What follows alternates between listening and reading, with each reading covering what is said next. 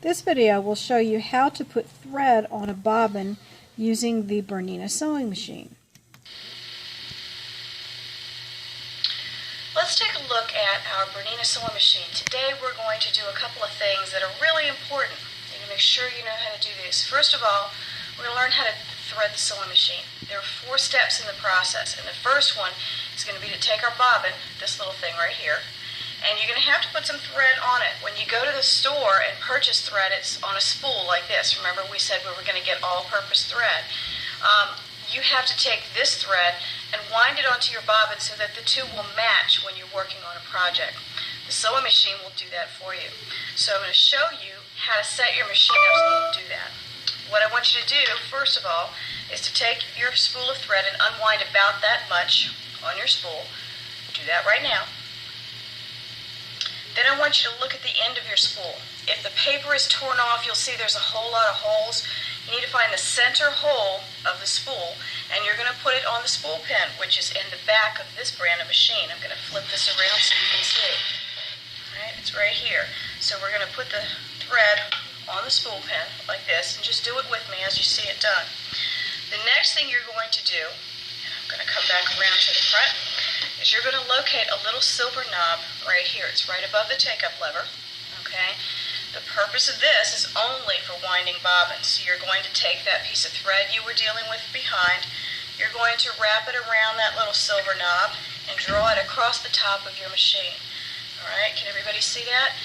I have the thread coming from here, coming around the top of the machine, and just drawn straight across. Don't let it get hooked on your stitch selector. Okay? That's what yours should look like. Okay, if you're in that position, you're ready to move on. Now we're going to take the bobbin, and I want you to take a look at it. It has a whole lot of little holes on the sides. Okay? What you're going to do is you're going to take that thread over here, and you are going to insert it. Oops, let's get it to a place where you can see. You're going to insert it inside one of those holes, like this. It's going to sit over here on your bobbin winder so that your thread comes this way. It's coming into the bobbin and coming straight up out of one of the holes. So take a look at that. Yours should look exactly like this. Lean it forward a little bit so you can see how the thread is there. Okay, this is how you need to set up to get your bobbin set. Alright, can everybody see where the thread is coming from here? Straight up. Alright, now you need to turn your bobbin winder on by pushing it over to the right. On your hand wheel there are 2 circles, and this works on both models of machine, not just this one. The 2 circles on the hand wheel, this is the hand wheel and this is what we call a release wheel. If you hold the large one and twist this one until it's loose, when you turn the hand wheel, the needle doesn't move. It makes it quieter when you wind the bobbin, so you can loosen this. You don't have to. It'll still work if you don't. But if you are able to do this, I would recommend that you do. Okay. Now, what we're going to do is you're going to take this piece of thread, this extra piece over here, and I want you to hold it straight up. Do not let it get tangled in the bobbin.